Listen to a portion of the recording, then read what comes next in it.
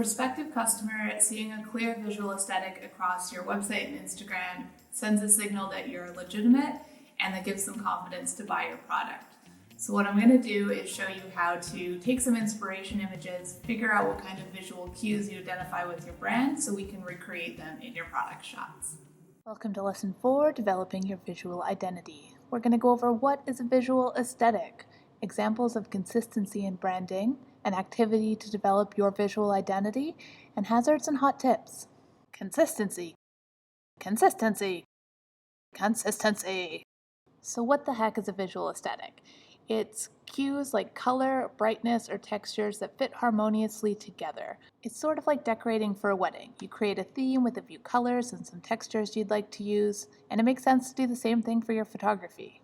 Instinctively, you know it when you see it, and it's shortcuts for brands to tell you what they're about without having to use any words. So what's the difference between your mood, your vision, and your aesthetic? A mood is something that's trying to make you feel a certain way, your vision is what you're trying to achieve, and your aesthetic is what it's going to look like. Activity. Develop your visual aesthetic.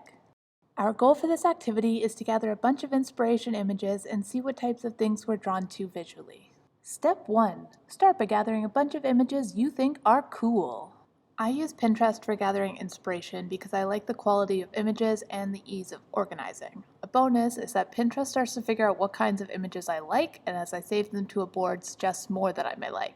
The images you save here don't have to be product specific, just grab colors, textures, lighting, mood, concepts, and things you instinctively like. We're going to refine them in the next step. Step 2. Look at your inspiration and find common threads. So now we're going to find themes in your inspiration images that you might want to use for your brand. Things like shot on bright white, bold color, close product shots, something with a dark background, or maybe some natural sunlight streaming in. Are there common objects such as plants or metal? You're starting to find your aesthetic. Keep in mind your aesthetic will evolve over time, and that's totally normal and natural. But every time you release a campaign or product, it helps to tie things together by keeping similar images. Step 3. Pick one inspiration shot for each of the images in your class project. If you were to launch a product on Etsy, for example, these are the kind of shots they're going to ask for. So we're going to build this up as we go through the course. So if you want to just start with the behind the scenes image and do the other ones as you progress through the lessons, that makes a lot of sense as well. For your final project, you'll create 5 different images, and it's a great idea to have at least one inspiration shot for each. Ideally something you can actually recreate, so something with a horse and a castle or $20,000 cash might be outside your means. So from my inspiration images, I've pulled some shots that I think are really going to work with what I'm trying to say.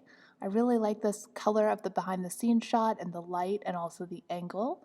This product shot on white is really nice with the soft white tone and the styling. I really like this captivating lifestyle image because of the set design, the sunlight coming in, and the mood of it. And I think this image showing scale is really great because it looks expensive, but it shows you how big it is. And I think this detail image is going to look great for a banner as kind of a tight horizontal crop. Step 4. Why check. Make sure everything makes sense with your why. So my why was to sell my fine art prints by showing how they can add a touch of tasteful queer to a space. I want to sell on my website and Etsy and promote on Instagram. I want them to feel modern, vibrant, cool. And I want to create desire. I want people to want to buy the physical products and have to have them. How do your images look together? Now's a great chance to find out. Having a hard time finding great marketing images? Use your competitor's marketing department for free. You don't have to reinvent the wheel here. Feel free to copy ideas. And lastly, keep in mind what your storefront's going to look like. Does it need to be consistent? Do you need to have certain kinds of images on your homepage?